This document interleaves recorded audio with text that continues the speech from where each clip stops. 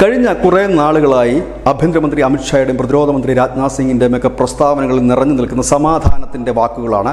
അവർ പറയുന്നു പാക് അധിനിവേശ കാശ്മീർ അടക്കം ഒരു തുള്ളി രക്തം ചീന്താതെ നമ്മളോടൊപ്പം ചേരും എന്നുള്ളത്. പ്രധാനമന്ത്രി നരേന്ദ്രമോദി പറയുന്നത് വാളെടുത്തവൻ വാളാൽ തന്നെ തീരും, കാരണം ആക്രമണം നടത്തുന്ന രാജ്യങ്ങൾ, അതിനെ കയറ്റി അയക്കുന്ന രാജ്യങ്ങൾ അങ്ങനെ തന്നെ അസ്തമിക്കും എന്ന് പറയുന്നു. ഇതിനിടയിൽ ഇപ്പോൾ സംഭവിക്കുന്ന ചില കാര്യങ്ങൾ ഉണ്ട്. ഈ പാകിസ്ഥാനിലായാലും ബംഗ്ലാദേശിൽ ആയാലും ഒക്കെ നടക്കുന്ന കാര്യങ്ങളിൽ മോദി എന്തുകൊണ്ട് മൗനത്തിലാണ് എന്നൊരു ചോദ്യം മോദിയുടെ ഫാൻസ് പോലും ചോദിക്കുന്ന ഈ ഒരു സാഹചര്യത്തിൽ പാകിസ്ഥാനും ബംഗ്ലാദേശും മാത്രം നോക്കിയാൽ മതിയാകും എന്താണ് അവിടെ സംഭവിക്കുക എന്ന്. ഈ അടുത്ത കാലത്ത് ഇന്ത്യ നടത്തിയ, അതായത് 2024 അധികാരത്തിൽ ഏറിയതിനു ശേഷം നരേന്ദ്രമോദി നടത്തിയ നയതന്ത്ര നീക്കങ്ങൾ കേവലം 4 രാജ്യങ്ങൾ കേന്ദ്രീകരിച്ചായിരുന്നു. അതായത് ഇറാൻ, റഷ്യ, ചൈന, അഫ്ഗാനിസ്ഥാൻ. ഇതിൽ അഫ്ഗാനിസ്ഥാനും മ്യാൻമാറുമായിട്ട് ബാക്ക്ഡോർ സംഭാഷണം മാത്രമാണ് ഇന്ത്യ നടത്തിയിരുന്നത്. പക്ഷേ അതൊക്കെ വലിയ വാർത്തയായി തന്നെ വന്നിരുന്നു. അതായത് ഔദ്യോഗികമല്ലാത്ത സംഭാഷണങ്ങളെയാണ് നമ്മൾ ബാക്ക്ഡോർ സംഭാഷണങ്ങൾ എന്ന് സാധാരണ വിശേഷിപ്പിക്കുന്നത്.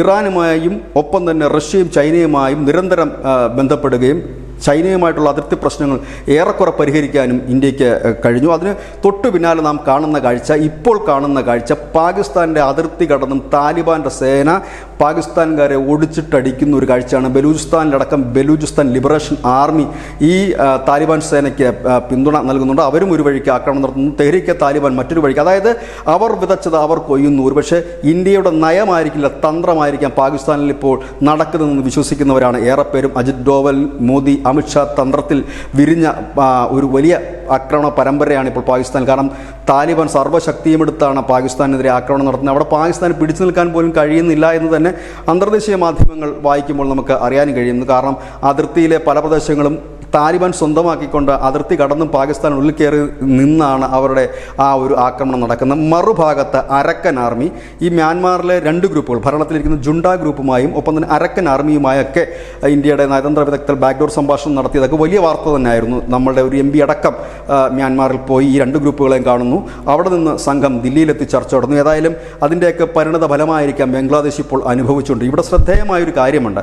ബംഗ്ലാദേശ് ഒരു രാജ്യമാണ്. ആ രാജ്യത്ത് ഒരു സ്വകാര്യ ഗ്രൂപ്പ്, ഇല്ലെങ്കിൽ അരക്കൻ ആർമി എന്ന് പറയുന്ന മ്യാൻമാറിൻ്റെ ഒരു പ്രദേശത്ത് മാത്രമുള്ള ഒരു ഗ്രൂപ്പ് കടന്നു കയറി അവരുടെ പ്രധാനപ്പെട്ട ദ്വീപ് പിടിച്ചെടുക്കുന്നു, അവരുടെ പ്രദേശങ്ങൾ പിടിച്ചെടുക്കും. ഇതിനെതിരെ ശബ്ദിക്കാൻ ലോകത്തൊരു രാജ്യവും മുൻപോട്ട് വന്നില്ല എന്നുള്ളിടത്താണ് ഇന്ത്യയുടെ നയതന്ത്ര കരുത്ത് എന്ന് നമ്മൾ പറയേണ്ടത്. കാരണം നമുക്കറിയാം, അതിർത്തി കടന്നൊരു രാജ്യം കടന്നു കയറിയാൽ വലിയ രീതിയിലുള്ള പ്രതികരണങ്ങൾ പല രാജ്യങ്ങളിൽ നിന്നും വരേണ്ടതാണ്. ഒരു രാജ്യം പോലും അതിന് അനങ്ങുന്നില്ല എന്നുള്ളത് മാത്രമാണ്. ആകെ ഇതിൽ പ്രതികരിച്ചത് ബംഗ്ലാദേശ് മാത്രമാണ്, UNS മാത്രമാണ് പ്രതികരിച്ചത്. അരക്കൻ ആർമി അതിർത്തി കടന്നു പോകണമെന്ന് മാത്രമാണ് അദ്ദേഹം പറയുന്നത്.